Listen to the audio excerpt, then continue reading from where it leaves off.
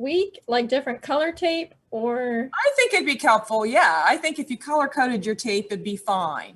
But what you could do is, if you haven't already done that, you know, you could think of another way to code it as well, other than color. I'm a visual person. I have to have color. Yeah, I just feel like if I do it all the same color, I'm going to get confused. I think that's going to be hard to deal with. I agree.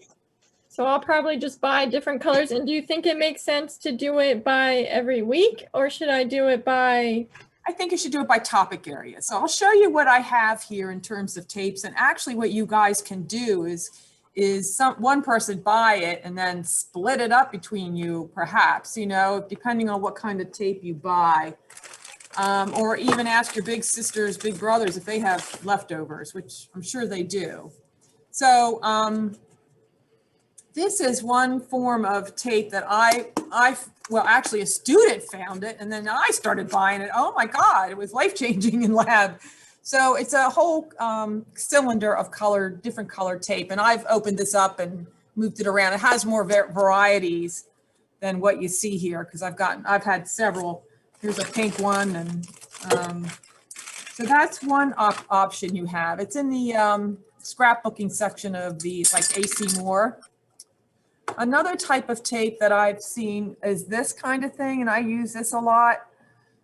And they're thinner tapes, you know, not quite as many different colors, but that works too. Some students in past years, they found a cone of tape, a cylinder of tape like this that just had all different colors and patterns on it. And on their key, then they just stuck a piece of that tape. So everything was a different pattern or color, and they used the tape actually on their key to indicate it. And I thought that was pretty smart. It looked pretty cool too. The thing with these tapes is they do stick on, okay? But you know, over time they fall off, it seems. So what I've gotten to make mine stick better are these glue dots. And they are also in AC Moore. Get the ones that are permanent. Don't get the ones easy to remove. You don't want it easy to remove. They still remove, even if it's permanent, they come off. But, you know, you don't want it so easy to remove that they fall off before you're ready for it. They come on strips of, you know, paper, like wax paper, and you just pull it off. And it's a tiny little dot. See the end of my finger kind of right there? One Halloween. Is it? Okay, that's cool. That's fine. Well, they might work for you, okay? That's fine. Go ahead and use them. Give them a try. They come in different sizes. Sometimes the dots are like, this has dots, you know, like that big. They're pretty big. And sometimes you can tear them in half if you don't need the whole thing. I used some of these dots one year. I have a real fever blister this week, but last year for Halloween, my sister and I went as the blister sisters because we both get fever blisters. And I took this stuff, took lipstick and I painted a big red glob on my lip and my chin. I stuck these blobs in it. I took a brown pencil and kind of like colored it in, and it looked like I had this giant fever blister, and it was really good. I have to find that picture. It was really funny, but we call each other the blister sisters because we get them. Okay, so let me share my screen so that you guys, already the desk is a mess here. Let me get this all together. There we go. So like today, we would do all one color tape. You could do that. Mm-hmm. You could do that.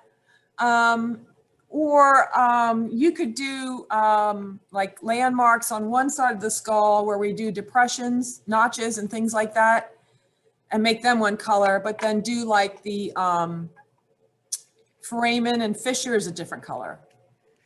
Okay, because they're going to be associated with nerves. I only have one color tape today. And don't worry about it. You'll be fine. You'll be fine. Okay, so you will be fine.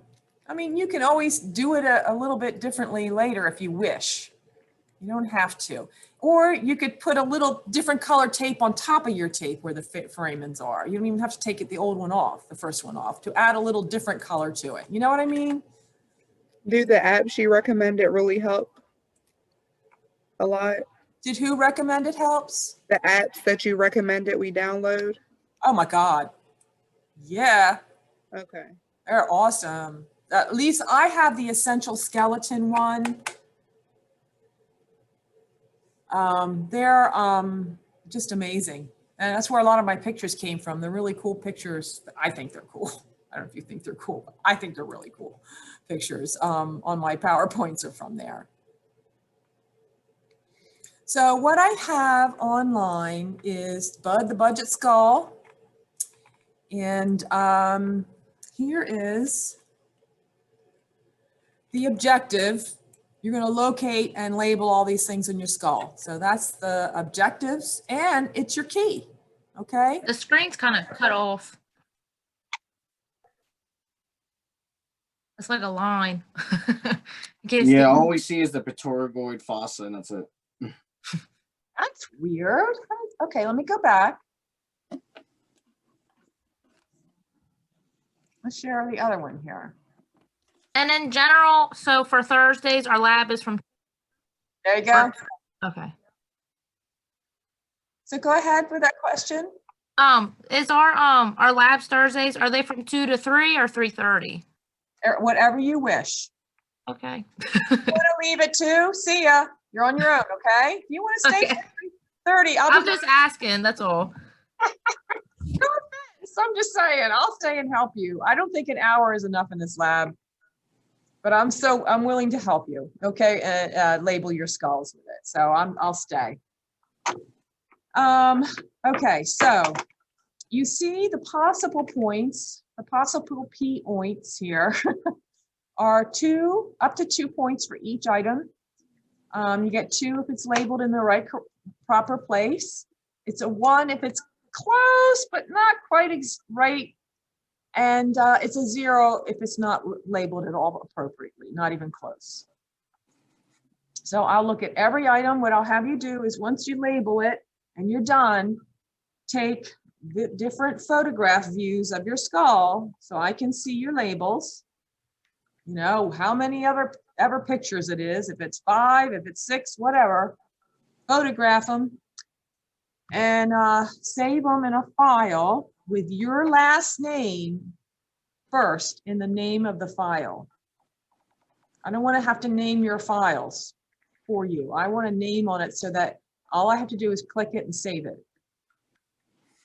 Does that make sense? You're going to name your file, Fannin, comma H. You don't even have to put the H. There's no other Fannins in our program. Fannin skull. Okay, that way everything is always saved in your name first, and I have a good organization to the files. Okay. There are 202 possible points with 12 points of extra credit possible. So I have it organized so that when I look at my skull, there are some items I'm going to put on only the right side of his head. And I'm talking about Bud's head, not yours, okay? So it's my left hand touching his right face. I'm going to put these items that you see on the rubric on the same side of the page as the same side of his head looking at him. Does that make sense? Just like you do your dental charting. Left on the paper is left when I'm looking at the face, but it's the patient's right. So these are all going to go on the right side. All of these things are going to go, I put it in red and all of that. And you can still forget, but I'm going to look on the right or the left, okay? Then we're going to get to some items here, foramens, bony foramens, and fissures that we're going to note on the left side of the skull. So they're labeled, the names are over here on that side of the rubric to give you the hint. Put it on that side of his head. If you have to put a big R or put a big R on the right of his skull and a big L on the left just to remind you, that's fine. but do put your name on the skull, I would say, okay? Then we're gonna go down to bony processes, and we will put them on the right, and then over here, when we get into muscle origins and insertions, so I'll say bony origins and or insertions of muscle. Not all muscles originate, well, some origins are soft tissue, or they might insert into the skin of the face, okay, to make you smile, blink your eyes, raise your forehead, whatever. But I only want you to label bone on your skull. I don't want you to label any soft tissue items, for obvious reasons, okay? So if I have an X right here under the key column, it means they're already labeled on your skull. The origin has already been labeled as a landmark. So you don't have to make another mark on your skull. Just use the one you previously did. Okay, so for example, for the temporalis muscle, there's one origin and one insertion you're going to label. And one origin is the temporal fossa, which we're going to label today. Okay, that's the origin up here. The insertion is the coronoid process of the mandible, which we're going to label today. Use the same number, label, color, whatever that you already used. That tells me you realize that. Okay. Too. It makes you look for the coronoid process and know and reinforces that. So I just really want you to keep it as simple as possible. So I put an X here, but just to remind you that it's already labeled.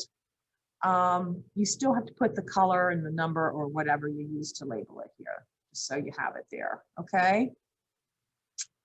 And then so on, we go to nerves. You put the nerves on the left, you'll put the muscles on the right, and it just organizes the skull for you, okay?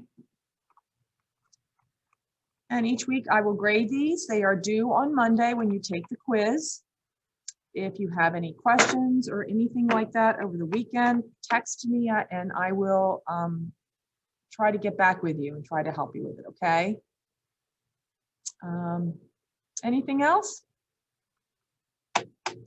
Okay, and let's get started. So we're going to look first here then at the fossa and notches and depressions. So anything that's kind of divot or a dip in the bone, we're going to do them first, okay? They're all categorized according to the bone they're found on so that you can use this to study from. These are all landmarks of the mandible. These are landmarks here of the maxilla, all right? So the coronoid notch is a little bit tricky. I often have tweezers with me or these college pliers. It helps just stick it on there and then you can, I even take another instrument and touch it and push my tape onto it sometimes, but oftentimes your other finger is okay. But okay, so the coronoid notch is at the base of the anterior rim. I'm going to move this closer to me and I'm going to turn it down. So we're looking at my black desk here, okay, my lab counter. So the coronoid notch is right at the base of the anterior border of the ramus. Okay, you see that? It's right there next to the third molar. If I turn it like that, you can see it too. And I made a video of my Wednesday second lab, so I'll be posting that as soon as I get it converted. All right, so see how that lies right in there.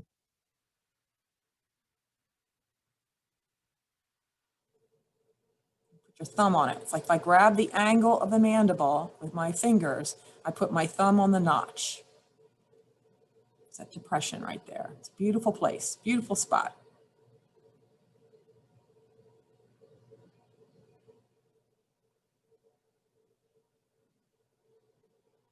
Everybody good?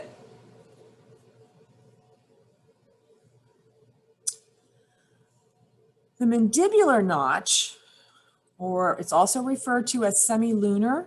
It is referred to as the sigmoid notch, but most typically it is called the mandibular notch.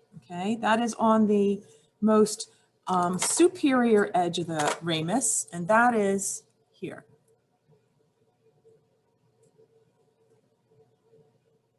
So that is the mandibular notch. You won't be putting your thumb in there. There is no way. It's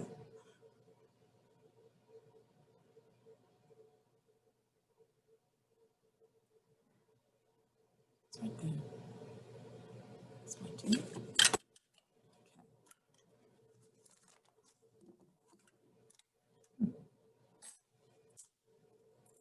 Questions? Okay, now. The next item we're going to label, the next fossa, is on the medial aspect of the body of the mandible. Okay, now, let me show you. I have placed a ridge. I've labeled a ridge here for now. Okay, this is a ridge that goes down here, kind of diagonally on the medial aspect of the body of the mandible. And there's one over here too. You can kind of see a hint of it there. I take a pencil, got a magic marker, that's not gonna do. But I'll label it on the other side too. I'll just do that. Here you go.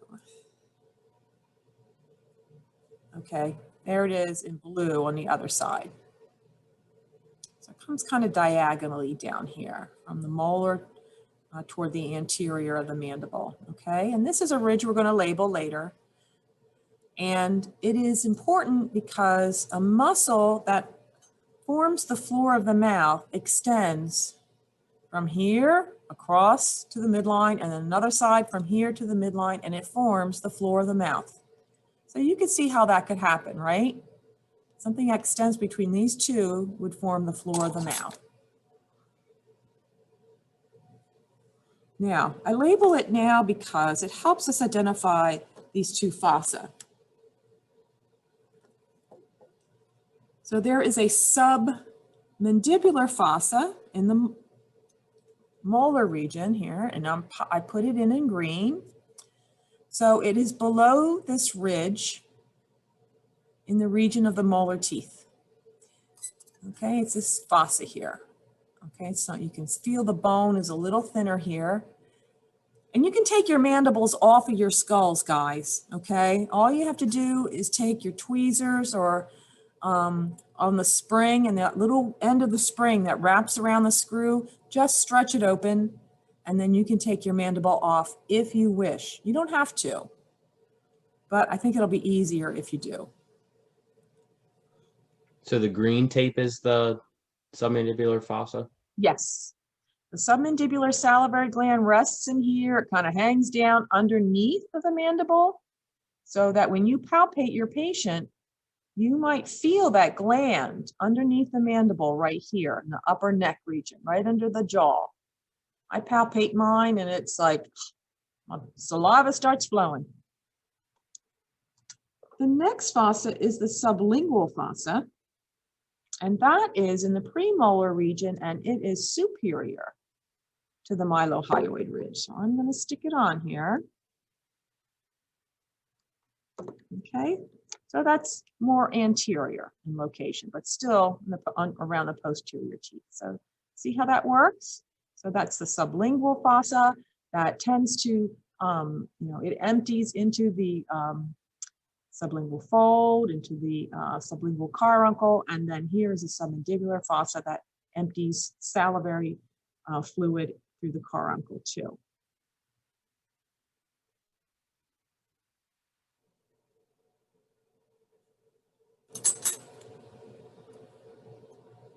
Everybody got that?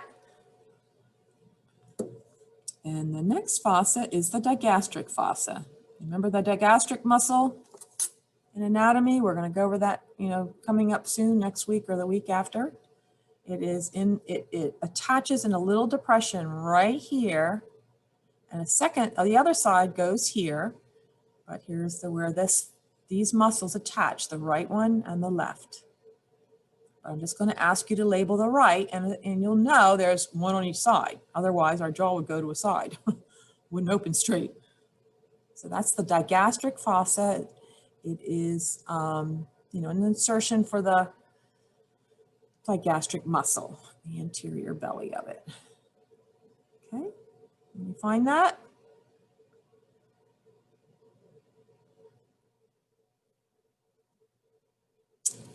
Okay. The next one is the pterygoid fovea, also an important landmark. And I'm going to turn the mandible around, and that is located on the anterior surface of the neck of the condyle. All right, so that is right here. You see a little triangular depression. And that is the pterygoid fovea. So one of the pterygoid muscles inserts here.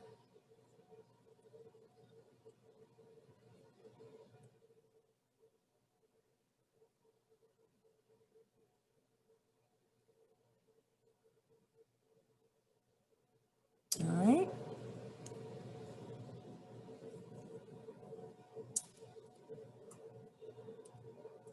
And then finally, on the mandible, we have the mental fossa. So the mental fossa is right here over the mandibular anterior tooth roots. Okay, that's where the mandible thins right here. All right, and remember, it's so much thinner here than here that on an X-ray, you can see that darkness around those roots, and you just have to be aware. But that's just because the bone is particularly thin there. It's not because there's disease being indicated by that darkness. Had a student do that yesterday. Was it yesterday or Tuesday? You know, is that bone loss? Nope, nope, nope. It's by just that the settings on the machine were a little too much for that site, and it showed up very dark. So we could lighten it up, and and it showed all the bone well. But it'll show up a little dark shadow over these roots oftentimes. The mental fossa. So that's an important landmark for you to understand. And you'll think about it on a regular basis. Any questions about the mandibular depressions?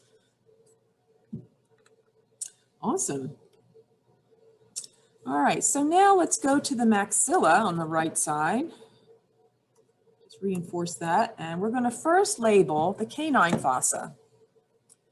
And as it would indicate to you, the canine fossa is superior and distal to the canine root. So it's about right here where I'm going to stick that. Let me find it here. Right there. Kind of under that's infraorbital foramen.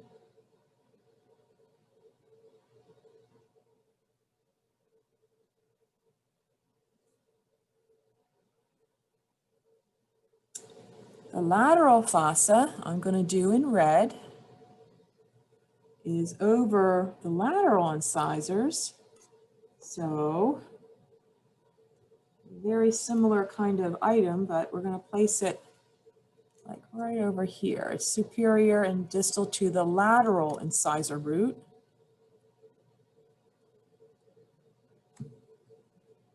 Okay, so here's the canine fossa in blue and the lateral fossa in red. Same thing here. You'll see that roundish fossa-shaped darkness around an X-ray image of a lateral incisor because the thinness of the bone in that region. The thicker the bone, the denser the bone, the whiter it appears. When you lose bone, you see a darkness occurring in it. All right. Okay, so more fun fossas on the temporal bone. I'm going to turn my skull upside down and I'll put it like this for you guys, okay? A very important fossa is the mandibular fossa. It's also called the glenoid or articular fossa, and that is where the mandible interacts with the temporal bone. And it's right here where your rubber is on your skull. So I'm going to take a piece of tape, I'm going to use a red piece here, and stick it in that fossa. There is the mandibular fossa. When the mandible articulates with the fossa, that condyle goes right there, right in that spot. And that's your TMJ. So there's your mandibular fossa. Pretty easy, right? While I'm here, what I'm going to do, let's go down to the mastoid notch rather than me turning the skull all over the place, okay? So the mastoid notch, here is our mastoid process, which we have not labeled yet. It's just behind the ear canal, as you see here. There's your ear canal, external acoustic meatus. Here's the mastoid notch. It's kind of lumpy. It's full of air cells. And the notch is just medial and inferior to the skull here, but just medial to the mastoid process on the underside of the skull. And it's kind of a long length. There's a bit of a length to this notch, okay? My tapes don't cover the whole thing, but you know, you can see it's a rather long notch, and that's the mastoid notch. That's where your sternocleidomastoid muscle originates. It's one of those origins, and that's why it's called that. So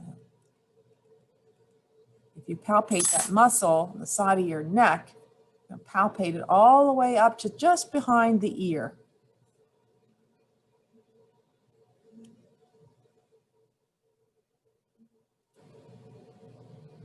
Okay.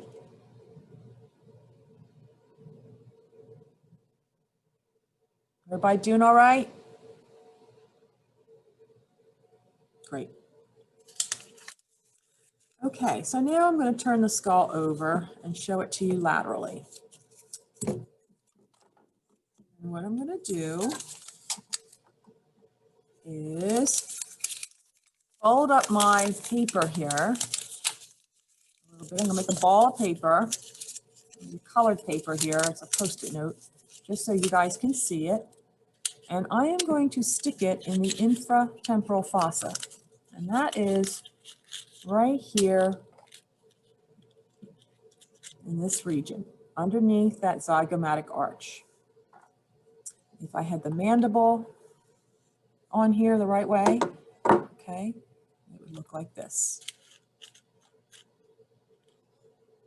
So the infratemporal fossa isn't a depression on bone, it's a space among bones.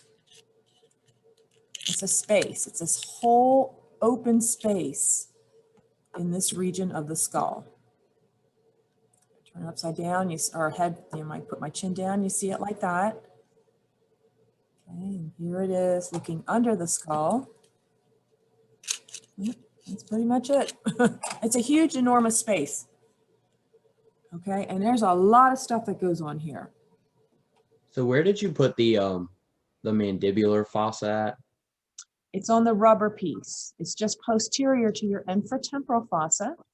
Okay, yeah, I put it there. I just wanted to make sure. Yeah, no problem. So what's the pink one above it?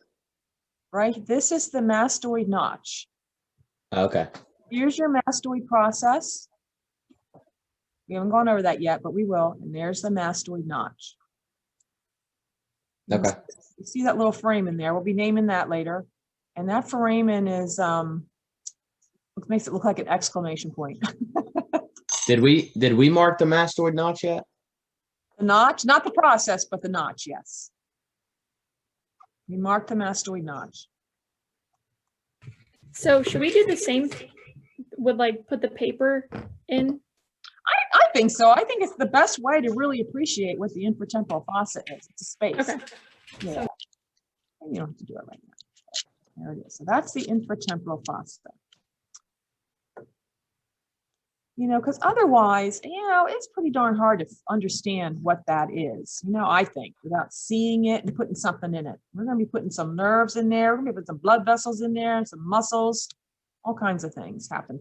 All kinds of things happen here that go to the oral cavity. And you can see why. From the cranium, they're going to exit through foramen. They're going to enter the infratemporal fossa. And this way, you won't have to think, well, where's that again? I don't remember. You know, we're really studying it. The temporal fossa is I did not bring my cap to my skull. I didn't do it again. I didn't do it for the other two either. Huh. So the infratemporal fossa is much larger than just the squamous portion of the temporal bone. That's the squamous portion of the temporal bone right there, right? But the fossa is way over here. It is this whole region starting here from the upper and outer corner of the eye. It comes up onto the parietal bones. If I have it extended like this. And it also then ends way back here. All right. And this is where the temporalis muscle originates. That's a huge muscle on the side of our heads. Enormous space where it originates from. That muscle has a lot of power.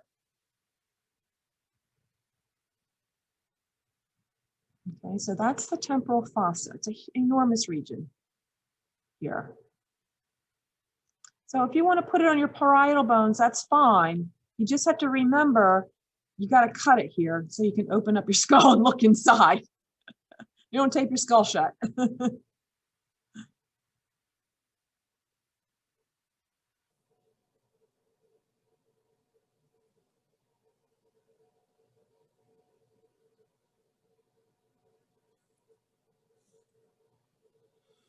Okay, now, if I turn the skull over, I'm going to turn it upside down so it looks, you know, I think the best to you possible. Okay, now I'm going to go to the second item under the sphenoid bone, and that is the pterygoid fossa. And the pterygoid fossa, I'm going to put with this red tape.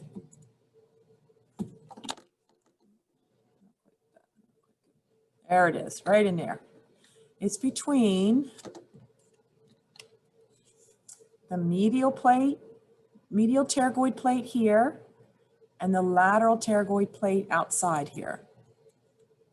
So it's between the medial and the lateral pterygoid plate, which we will be labeling.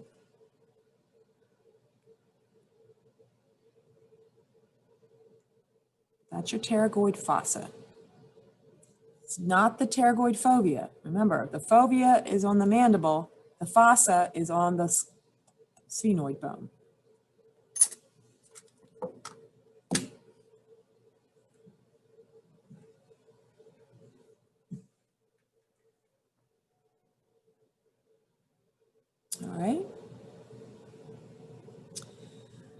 All right, the pterygopalatine fossa. Oh boy, here we go. This one, now I'm going to go back up, and you saw my infratemporal fossa, right? It's like right here. If I remove the paper from the infratemporal fossa, it will reveal the pterygopalatine fossa, that red piece right deep in that hole. The green is the outer rim of the fossa. That has a name, we'll get to that, but the red is deep inside that hole, and there is a nerve ganglion that sits right in there. Okay, so that's the pterygopalatine fossa.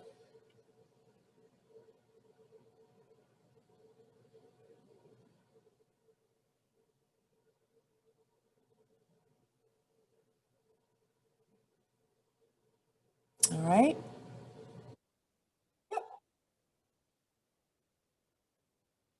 How are you supposed to label it? Well, you can put it next to it and put a little arrow pointing in if that's easier. You can stick it up, you know, up here. Oh, wait a minute, you can't see that. Up in here and put an arrow pointing into it, just so you know. Oh, that's fine. Yeah, that would work. A piece of tape right across it. Yeah, you know, so what happens is with this fossa, and why it's important for you guys to understand it. All right, all of these things are going to be talked about. Let me scoot up on my chair. Where's my little envelope? Oh, let me get an envelope here. Hold on. Here we go. No. Where did it? Oh, here it is. All right, so I'll show you something as to why you need to know this one.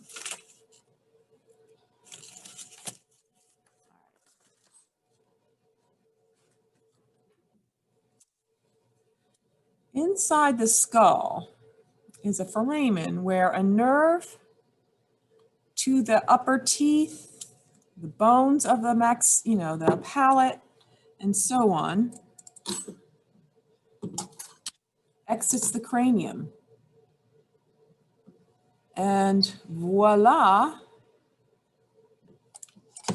can you see that it pops out here in the pterygopalatine fossa region? I should have used a color other than red, sorry. But it comes out, it's going to go through that foramen, and it's going to enter the pterygopalatine fossa. Right there. So you got to know the pterygopalatine fossa to understand it. And from this point, it's going to go through some travels to enter the bone of the maxilla and innervate all the teeth. So the pterygopalatine fossa is like a scary place. It's hard to see, it's hard to picture and understand, but it's worthwhile because you're going to be labeling nerves in here that exit here. And if you can understand what I'm saying when I'm telling you where they go and how they get there, you'll be much better off. Let me do that with a different color wire so you see it as separate from that colored red tape in there.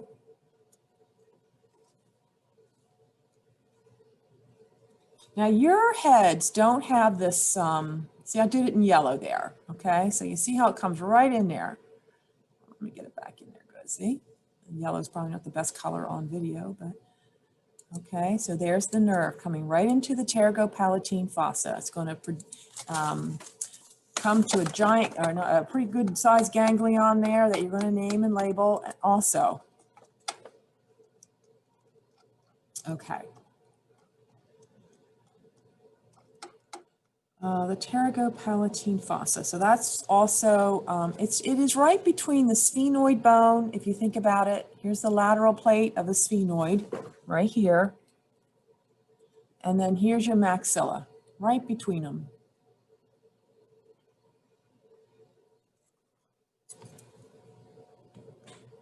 Okay.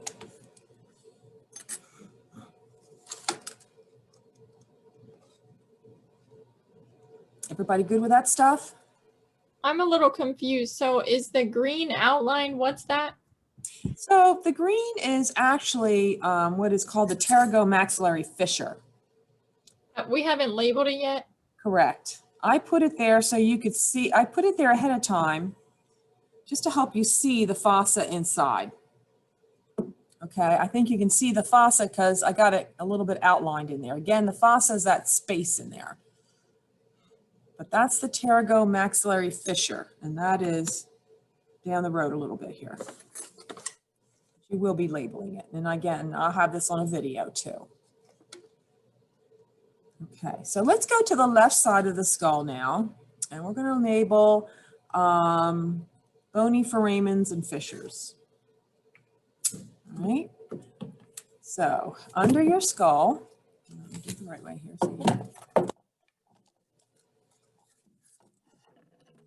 Oh, sorry about that.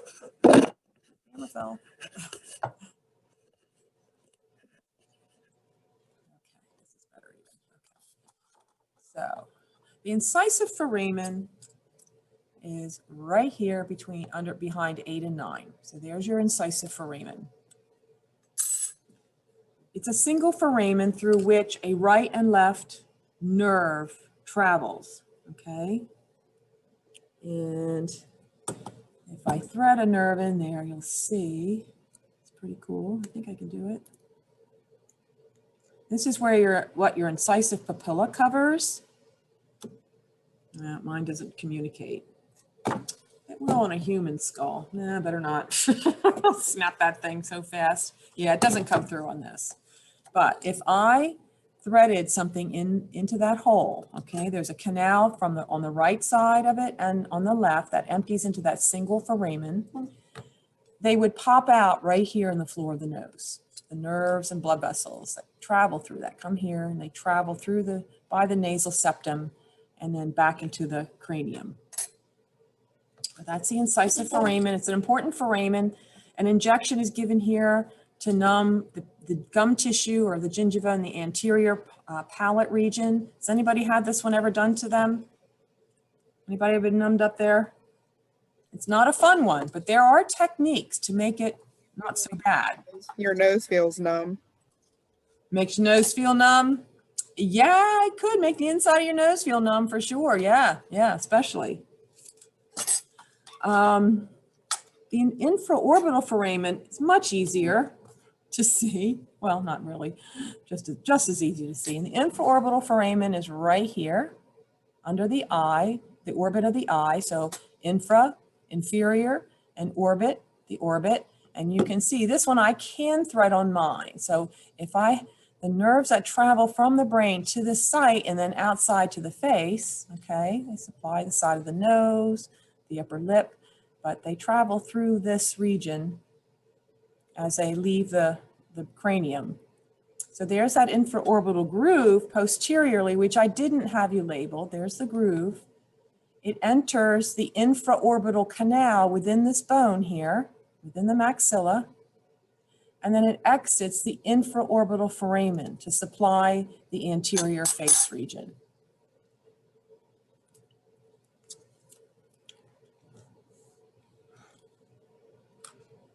This is the one I said for New Jersey. I had to give an injection for my license there for local anesthesia. I had to give an injection there. It's like, oh my God. So we had to palpate the face and then go up in the mucolabial fold and go get that needle up to that area. I've never seen it done, but I did it. You guys can do it too. Don't underestimate yourselves. Okay, the palatine bone. Let's look at some foramen on the palatine bone, which we did talk about it in class. Okay, the palatine bone forms the posterior edge of the hard palate.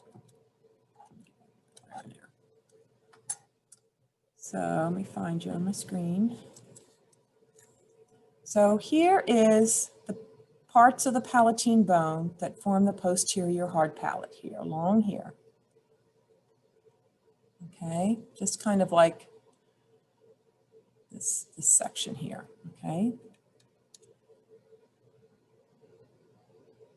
There are some foramen here.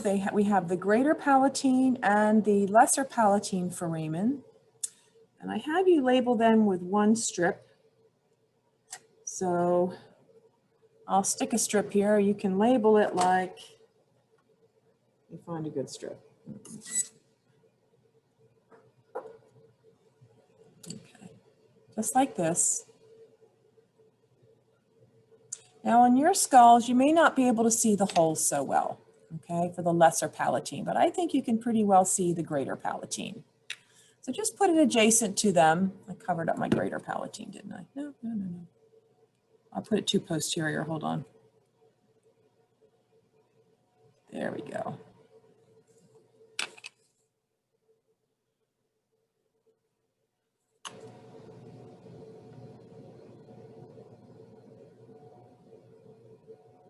So you see the greater palatine foramen, the large one here, and then the smaller ones, there's multiple ones of them. They are the lesser palatine foramens. The greater is just adjacent to your third molar.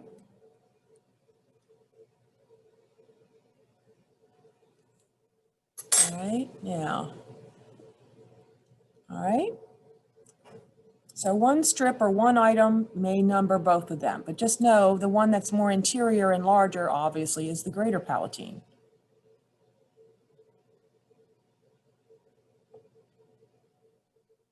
Okay. The mandible. Everybody good with the foramen then of the maxilla there and the palatine bones? Okay, so the mandible. Orbital foramen. Pardon me? What'd you say? Can you show me where the infraorbital foramen is one more time? Okay, infra is inferior, so infra to the orbit. There it is, right there. It's a big old hole in your cheek. From the front of the skull, right there. Okay? And you're supposed to be doing these on the left side. I'm sorry. These are supposed to be on the left. The skull's left. Yep. On the left of the skull. So when you look at your paper, your rubric, it's on the same side of the rubric as it is on the head. I had this was on my right, this greater palatine. So I should have put it over here. So it is easy to do. You can use whiteout if you need to. Fingernail polish remover takes marks off the skull.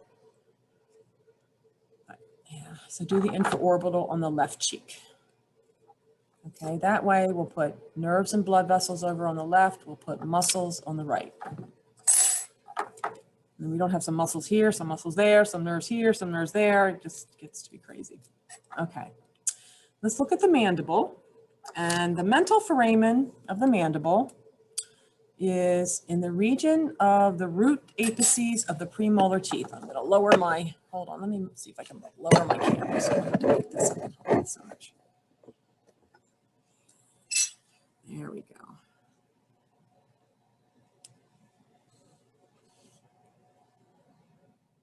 There it is. Okay, so I see this foramen right here.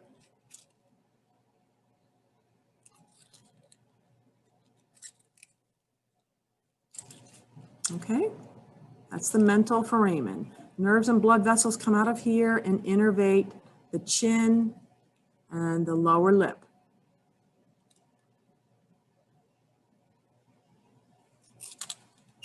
The next foramen is on the medial aspect of the skull, and that is the mandibular foramen.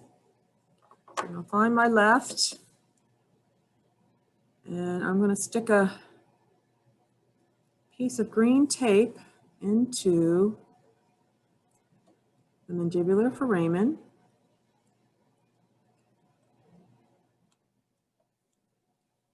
So that tape it's on the medial aspect of the ramus, pretty much on the right in the middle of it, and it is this foramen that enters the bone of the mandible right here. Is that the one that looks more like a slit? Yes, that does look a bit like a slit because it's covered with a piece of a little plate of bone here.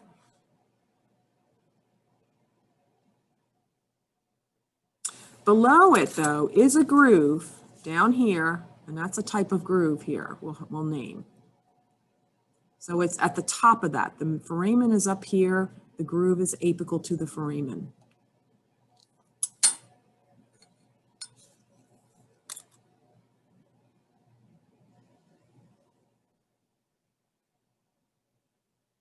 And that's the next thing to label is that groove. And that would be the mylohyoid fissure or groove. Same thing. Fissure and groove are the same thing, as you know. And that's how that comes down, apical to that foramen. I always, inferior to the foramen.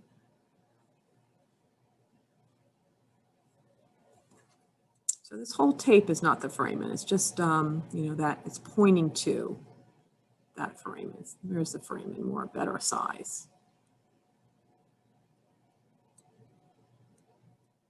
Let's stick to my instrument. Okay. It's a major foramen. That's where the injection places the local anesthetic solution to numb the whole side of your jaw, all the teeth on one side. Does anybody not have this injection ever given to them? I've never had it. You never had? No? Oh, wow. It's amazing. That gets you right up to the midline of your chin. You're numb. Your lips hanging down. Your half of your tongue is numb. It's pretty amazing. Yeah. Well, very few dentists. I've never really met any dentist who would numb both the right and left side like that, except one. And he does it routinely. Oh my God. I did it to my husband. He's not a good dental patient anyway. Well, that did not go over well. He was so upset. He couldn't feel his mouth. He couldn't feel his tongue. He doesn't know if he's drooling down his face or anything. It was horrible. But most people won't do both right and left mandibular blocks from this nerve because it's just too profound of an anesthesia on both sides of the jaw, and you really don't have any control over your lower jaw at all. Okay, so that's the mylohyoid fissure. We're going to talk about a nerve that goes down there. The sphenoid bone, ovale, rotundum, and spinosum, we're not going to do right now because we didn't cover that. The occipital bone, we're not going to cover yet, but we did one here on the temporal bone, right? Didn't we do the petrotympanic fissure? I did, yes. So let me bring back my skull. And if I put my skull on its side, and I have to bring this up, it's a little too close. Yep, I'm not gonna do that. Sorry. There we go.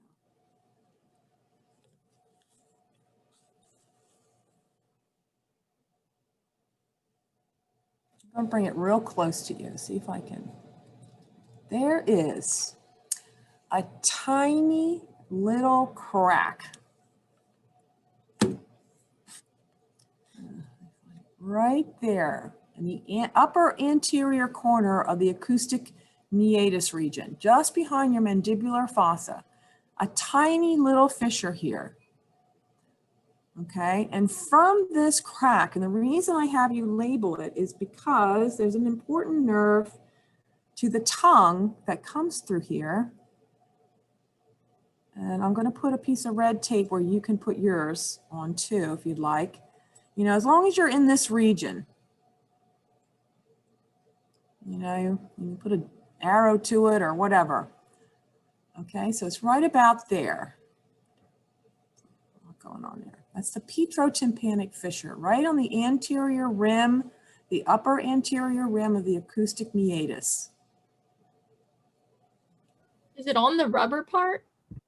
It's right where the rubber meets, just right where the rubber meets the, it's like right here, right where the rubber meets the bone, but I would put it like right there. As long as you're close, you're fine. It's like right there. So there's a little lip of bone between them, right there.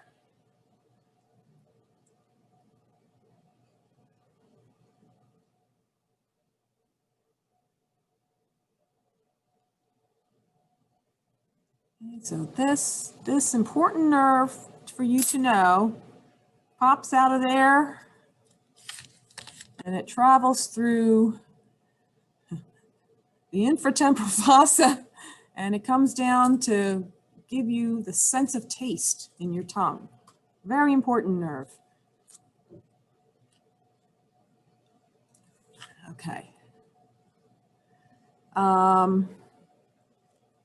We did not do the stylomastoid foramen in the carotid canal. The pterygomaxillary fissure we did. Okay, now I said to label it on the left of the skull, but I think it's fine if you do it on the right if you want. Either way, but here, the outline in green, that is the fissure technically. And I showed you in class on the PowerPoint how that fissure shows up as a teardrop, white teardrop shape at the top of a x-ray that you'll be taking on your patients, okay? And that's what it is. It's this bony edge here and here and here that forms that teardrop shape. So the pterygomaxillary fissure is what that is. That is, you know, the doorway, the frame of the door that takes you into the pterygomaxillary fossa. That's so important for our nerves to the upper jaw.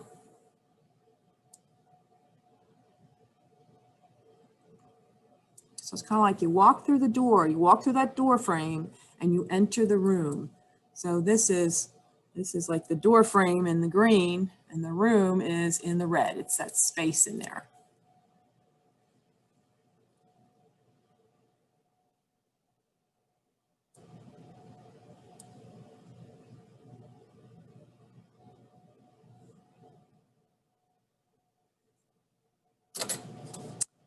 Okay. You know, labeling that can be really tough. You know, do the best you can there. As long as you're in the region of that fossa, I'll be good.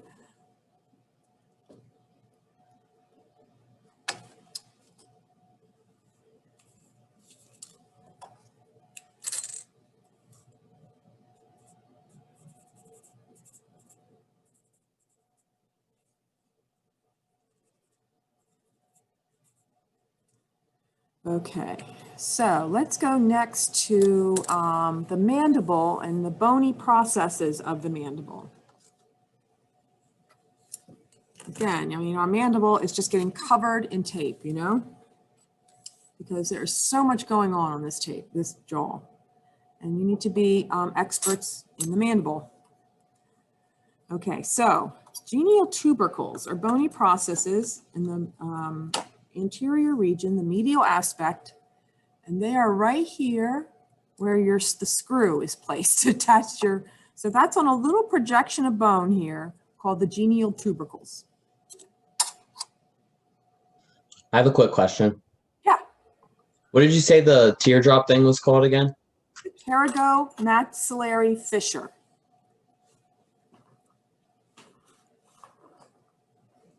Pterygomaxillary. Now, why is the fossa with a different name? I don't know, but the fissure is maxillary and the fossa is mandibular, pterygomandibular fissure. It's crazy. Wait a minute. No. It's not mandibular. Pterygopalatine fossa. I'm sorry. Pterygopalatine fossa. Oh boy. I hope I haven't been saying that the whole time. Pterygopalatine fossa. Pterygomaxillary, pterygopalatine.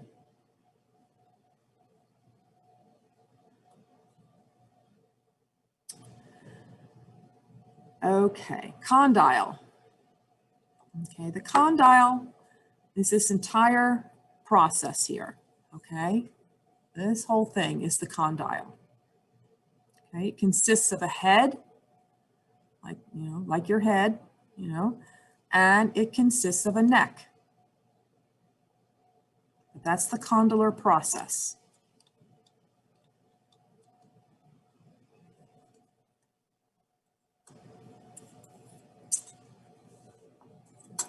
Opposite the condyle is the cornoid process.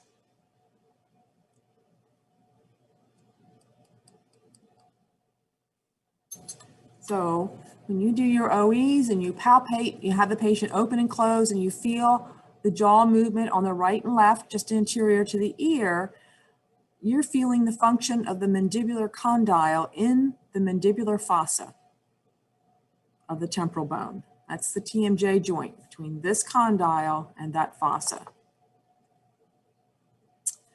The coronoid process is here. This is an important attachment for that temporalis muscle. So that tiny little spike and a little bit on the anterior here of the ramus is where that muscle attaches. But you can use the coronoid process as your label for that when we get there. All right, when you label your alveolar process of the mandible, I know you know it goes all the way around. It's an arch-shaped structure, but I'm going to ask you to label it on the right side and label it like this, all along the posterior teeth. Oh, where'd it go? There you go.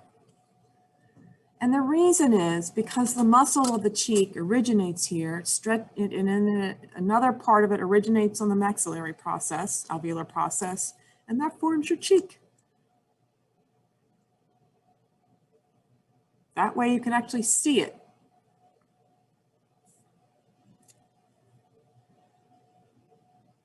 The lingula is just anterior to your mandibular foramen. So I'm going to put a blue tape on the lingula.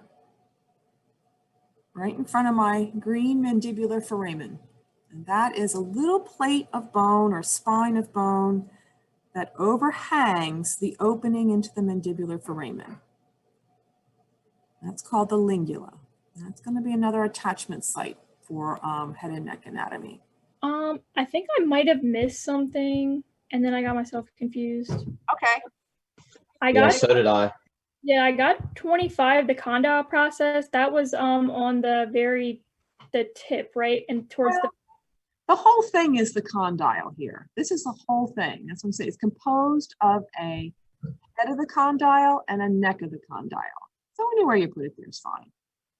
and then I think I must have missed the coronoid process. The coronoid is right here. Oh. Termination of the anterior edge of the ramus. And that's the coronoid process. Okay. And then the alveolar process was the one that was lining the bottom of the teeth. Yeah. Okay. And then Wait, can you show me the alveolar process? That's the one I missed. right there. Okay, thank you.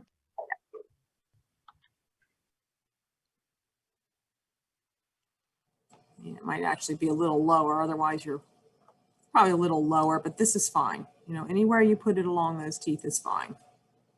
I think about it, you know, it's not like the alveolar, that muscle attaches right at the neck of your teeth. Now, are these still going on the left-hand side or the right-hand side? This is on the alveolar process is on the right. Do you have your rubric there with you at all? It'll tell you on the rubric. No, I was just trying to switch between like your screen and the shared. Yeah. Well, you guys have this rubric online too, so you know that you have that. I just want to make sure you know that. And then the lingula is right here. Again, we're labeling that on the right side, but I did put it on the left just to show you how it's related to the foramen. You should be putting your lingula on the right side.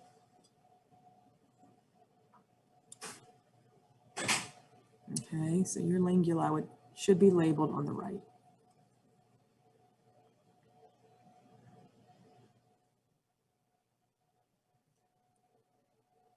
Okay, so let's go to the maxilla. So one item on the maxilla in the anterior region is your anterior nasal spine, which is at the base of the piriform aperture, and it's just this little process that sticks out there at the bottom of the nose. It's that little point. There you go.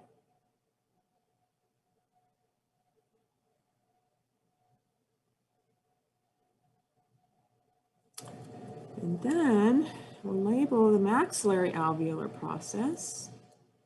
And if you can label that,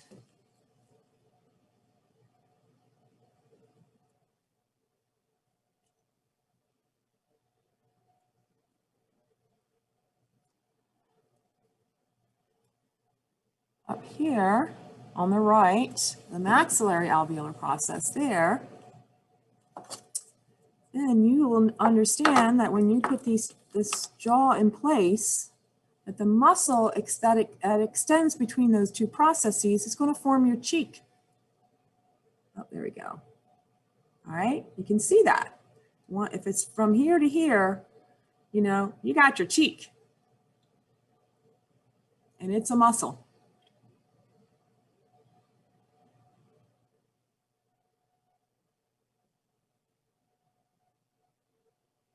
All right. Okay. Now, let's turn your head over and do the palatine process of the maxilla. The palatine process of the maxilla forms the hard palate. Okay, so that process is right here. It extends maxillary, extends laterally from the base of the alveolar process. The alveolar process of the maxilla is here too on this side. It contains the roots of the teeth. So that joins with the palatine process, which goes to the midline. There's a right and a left. So the roof of the mouth is formed by the palatine processes of the maxillary bone.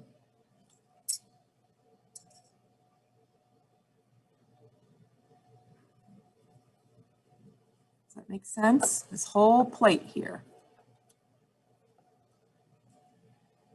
If somebody has a cleft palate, those processes don't meet fully. And it leaves a hole in the palate. So this is where you have the red tape.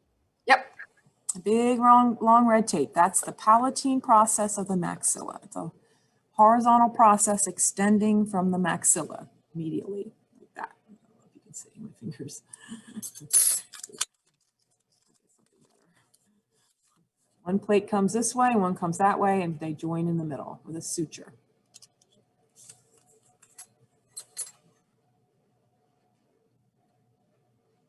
Okay, the mastoid process,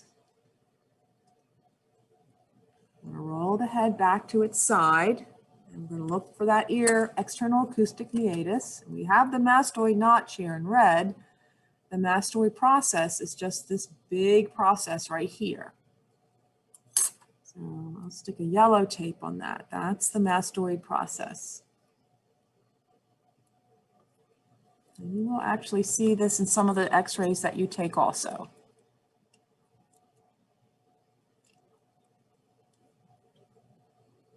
There we go. It's the mastoid process. Medial to that on the inferior surface is your mastoid notch. Mastoid process, mastoid notch, underside.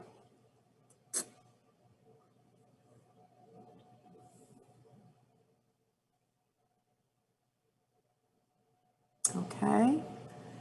The styloid process, you guys all remember that, right?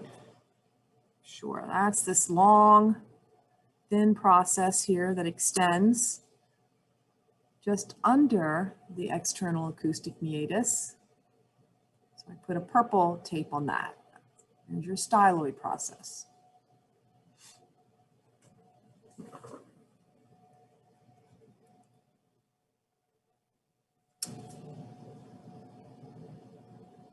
Okay. Your articular eminence, I'm going to use a blue tape, is this anterior rim of the mandibular fossa. Okay, so let me lay this down. I'll raise it a little bit. Here where your rubber is your mandibular fossa. The articular rim is at the base of it, just at the end of your zygomatic arch. So that's your articular eminence here. And it comes out laterally. You see it typically on pictures, I'll show you, as that little tip of bone on the lateral view. You know, that little piece that kind of angles down here. But it actually has a great deal of dimension even on the undersurface of the skull, okay? There's a lot of interaction here between your mandibular condyle and the fossa and the eminence. That's how your jaw moves and its interactions as you open and close.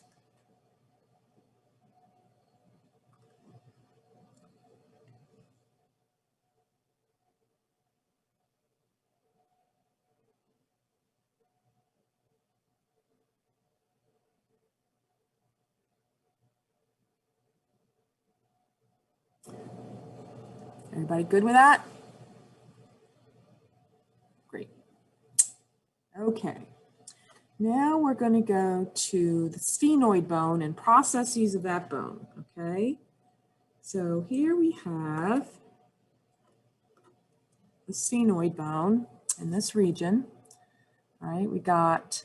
There's a little tiny spine, and this is a very vague structure, but I'm going to ask you to kind of, to label it. It is right here, and it's anterior to, turn it up like that. It is anterior to your styloid process. Okay, so here's the styloid in purple. Here's my mandibular foramen. It's just medial to your mandibular foramen, okay? It's a little bump on the sphenoid bone here, and that's a muscle attachment to your palate. It's right behind that tiny little foramen.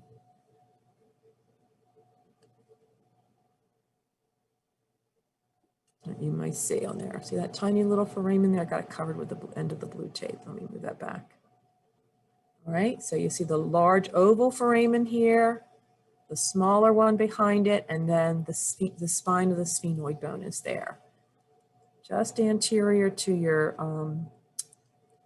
styloid process and medial to your mandibular fossa. What's that, the hamular process? Nope, this is the spine of the sphenoid. This is the spine right here. Just a little tiny projection of the sphenoid bone. But you got your soft palate up in this region. The muscles of the soft palate are behind the hard palate here. So that makes kind of sense, right? That there might be a muscle that extends from here to the muscles of the soft palate. Is that, they're right there.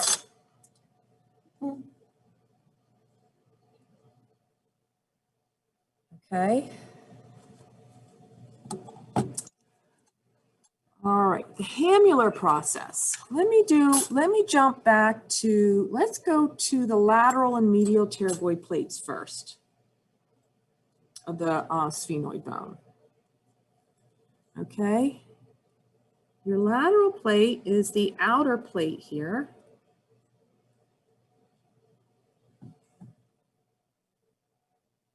And I'll do the medial plate in purple.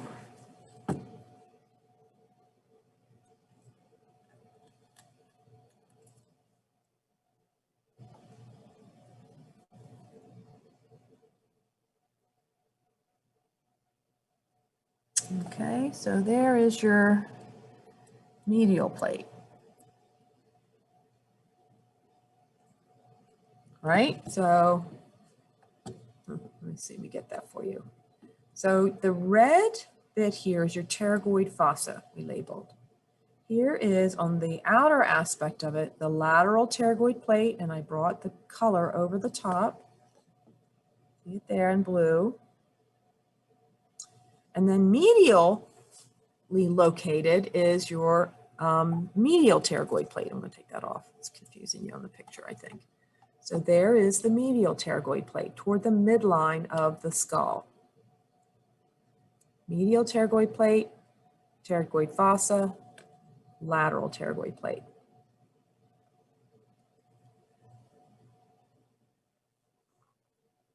Okay.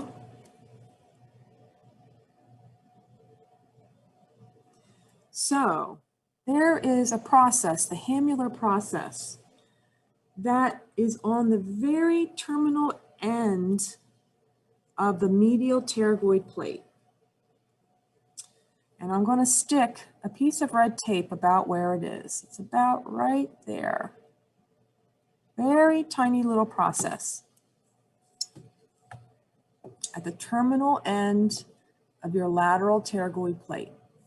It's near your molars, and this is the one that can show up in an X-ray. That's really placed, you know, far back in a very tolerant patient. So the blue here again is your lateral pterygoid plate. And at the end of it is a tiny little process called the hamular process. It's a little nub on your skulls, guys.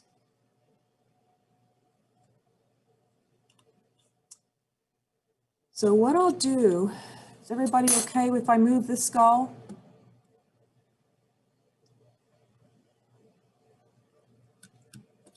I don't hear any no's, so I'll do it. Okay, so let me move to a human skull here. And let's see how I can find it for you. This way. Aha, there it is. I knew I'd find it. It is the most amazing thing. Oh, geez, get your fingers out of the eyeballs of the skull. You will open up those bones. So, okay. So do you see that process right there sticking out?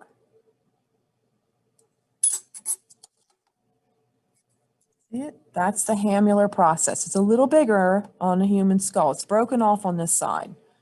But there is the very, very small medial pterygoid plate coming up, and at its terminal end is the hamular process. And literally what happens is a muscle travels from the spine of the sphenoid bone up to the hamular process. It wraps around it and then attaches to the muscles of the soft palate like a pulley. The hamular process works like a pulley because a muscle literally wraps around it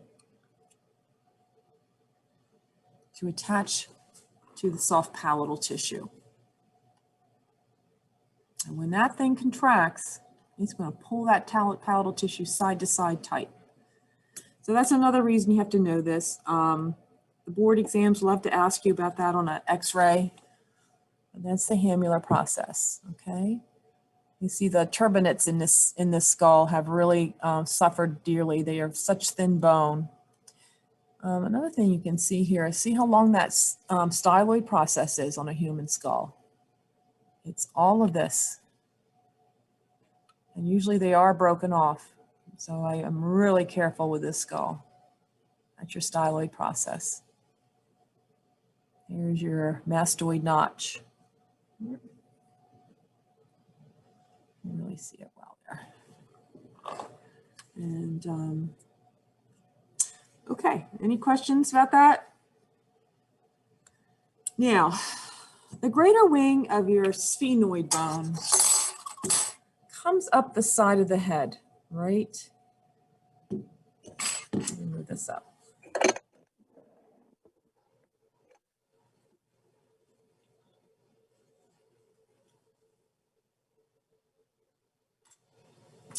This right here is the greater wing of your sphenoid, right here.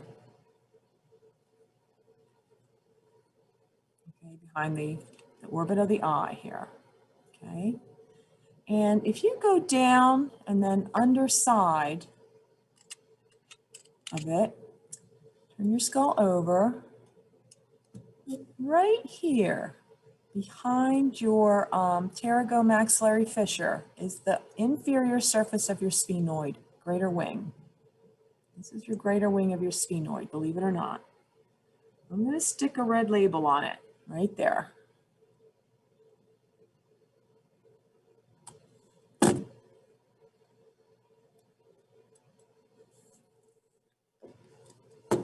So that's your greater wing of the sphenoid in red, just before it touches the inferior surface of your temporal bone. It's right there. If I stick my hand in the skull, it's easy to find the greater wing inside the skull, but if I do that and I pinch my fingers together, I can actually feel, and sense that this is the greater wing, just simply because I'm touching it on the inside too. So if that helps you find it and understand that, try that. But this then comes down here, it curls under, and that's the inferior surface where my finger is of that wing. So there's a muscle that originates right there. So that's why I ask you to label it there. So technically we have we have that labeled twice, The what? the greater wing. When did you label it before? No, you don't have it labeled twice. No, this is the first time we've labeled it. The greater wing on the sphenoid bone. That's the first time we're labeling it. We talked about it in class, but we haven't labeled it yet. I thought we labeled it,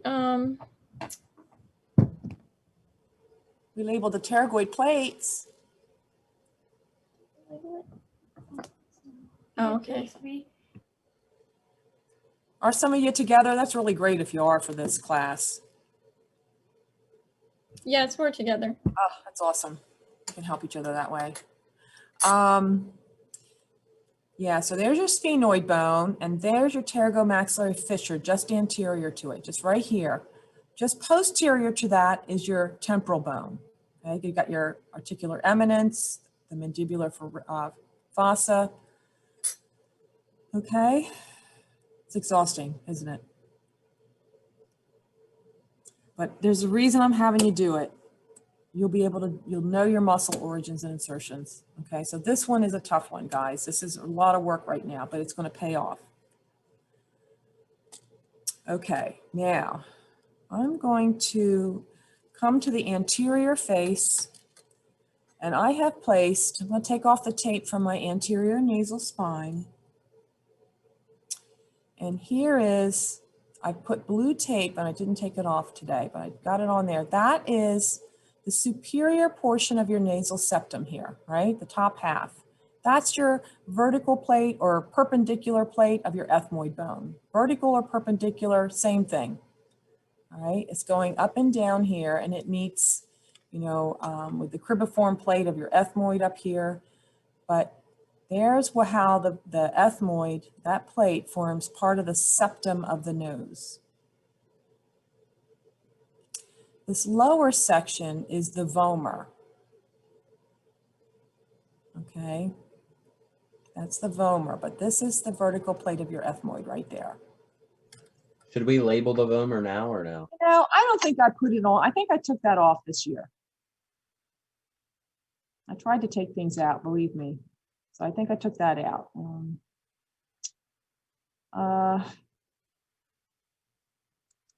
So next we're going to go to the palatine bone.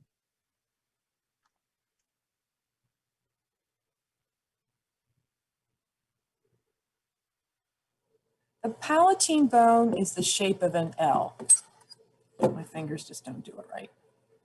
Let's get a piece of wire here. The palatine bone is an L. Just like that, just like that. The bone sits in your head like this. This portion comes from the lateral surface of your nasal cavity toward the midline, and it meets an L from the other side. Okay, so let's just look at this one. So this lateral piece here is going to be the most posterior rim of your hard palate. Okay, and that is the horizontal plate of your hard palate. This piece is going to travel vertically and end up in the orbit of the eye. The tip of this head is in the orbit of the eye. But as it travels up, it forms the lateral walls of your nasal cavity. So let's look at this in the skull, okay? It's going to work like this in your skull. So the horizontal plate is here in the posterior hard palate, and then it travels vertically and ends up, it helps to form the lateral, some of the lateral aspect of your nasal cavity, and then it ends up in the orbit of the eye. So the horizontal plate of the palatine bone, I'm going to label it like this in a blue tape. There is your horizontal plate of the palatine bone, right here. Forms the posterior section of the hard palate. This is the palatine process of the maxillary bone up here in red. And these two processes form literally your hard palate in full. So the horizontal plate of your palatine bone here in blue, and then the palatine process of the maxilla here in red. Could you just show me where the vertical plate of the palatine bone was again? Yep, I'll do that right now. I'm going to do that in a blue tape also. All right. So let's just do it back here, okay? Let's bring it up the very posterior edge here of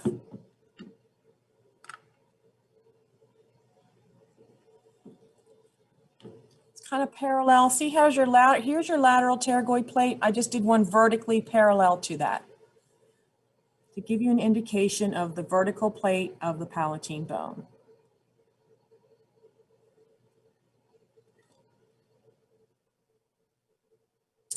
Okay, so, and then if I connected them, kind of to give you that sense here.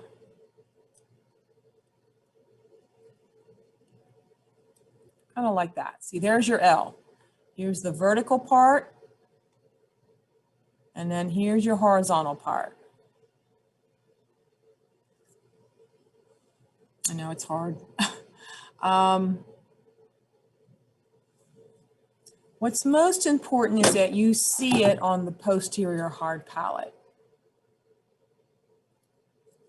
I just had you to imagine it vertically here so you could understand its shape and how it ends up in the orbit of the eye.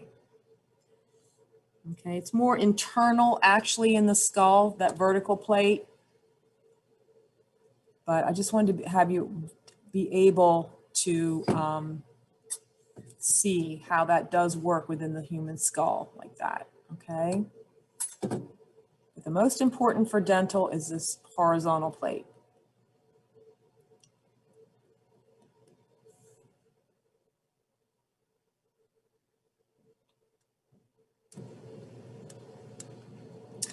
The bony sutures of the hard palate, I'm going to let you do. I think it's pretty simple to tell and from your book and your notes that the transverse suture is here and the median palatine suture is this way, okay? So I'm going to let you do them on your own. They're very simple sutures, but you need to be aware of them. And bony median palatine suture is the one that is opened up when the palate is expanded to create increased room in the arch for teeth in a child who has, you know, a very tight and narrow palate. They open it up, it breaks the suture, they hold it in place, and the bone fills in. So it's pretty crazy. Okay, let's go back down to some ridges here. The mandible again. On the right side, we're going to do the external oblique ridge. I'm going to do this, I think I'm going to do this in black so they stand out from other stuff.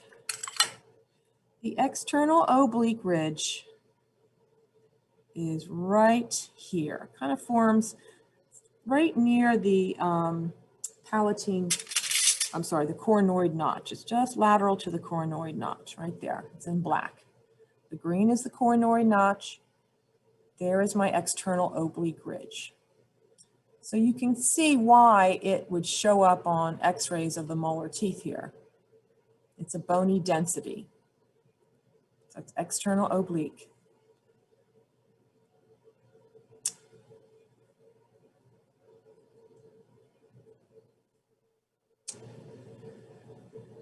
The mylohyoid ridge is what we labeled earlier here. It can also be called the internal oblique ridge. All right, but we see the internal oblique ridge on an x-ray at this point of this extension of this ridge. So where the black is your internal oblique ridge.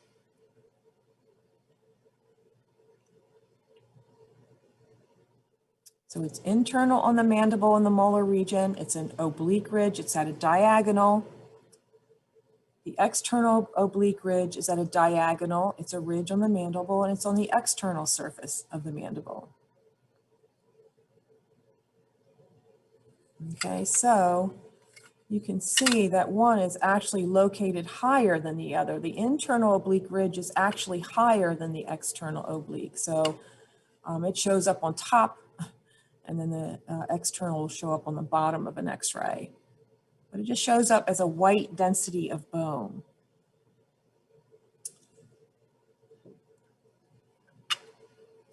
The mental ridge is on the chin.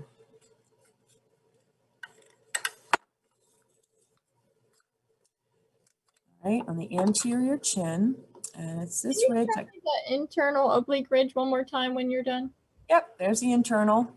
All right, let me find you. It's right here in black. It's an angled oblique ridge in the molar region here.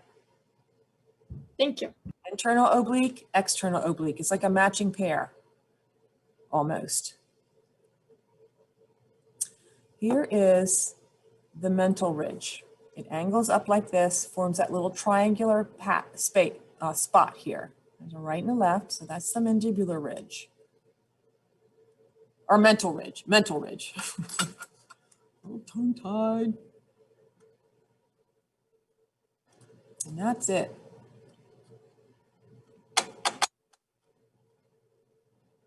You're not going to have this much to label every week. But to get this down, understanding the next topics in this class will be a whole lot easier for you. Okay? It's very important. You said we have to do the transverse suture on our own. Yeah, you can do that. All right, the transverse and the median palatine suture you can do on your own. I know you can. It's not hard. Okay. It's just a suture between the lateral pterygoid plate and the palatine plate of the maxilla. It's just that little suture back here. Okay, just the suture between palatine, the horizontal plate of the palatine bone. It transverses the palate right to left.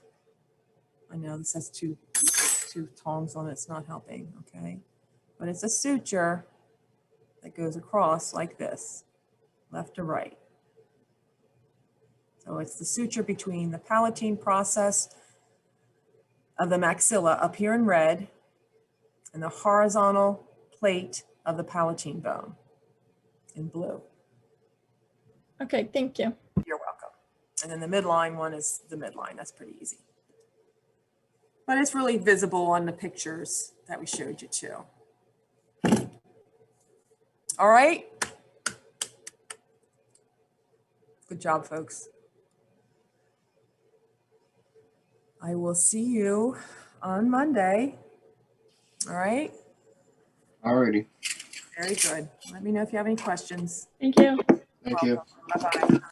Miss Simmons. Yeah. Oh, I got to show you something funny. Hold on. I got to show you something funny. Let's see if I can do this. I'll be right there. Hold on.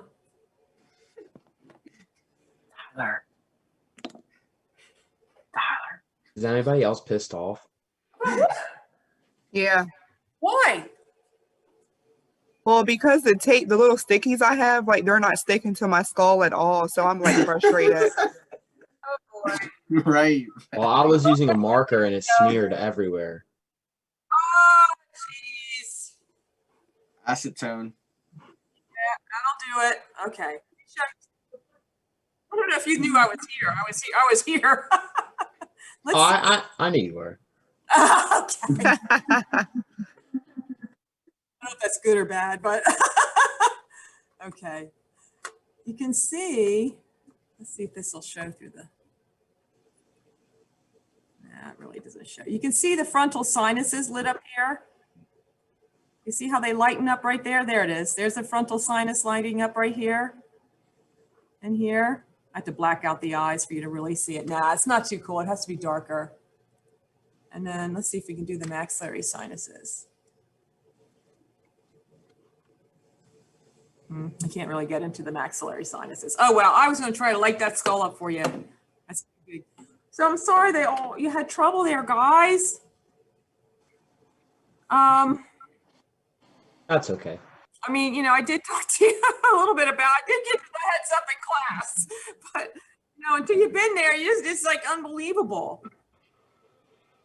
So you can, you know, glue these things on if you need to. I apologize, but hey, it's a study guide, okay? And I do expect to have the video. Let me see if I've gotten that even yet.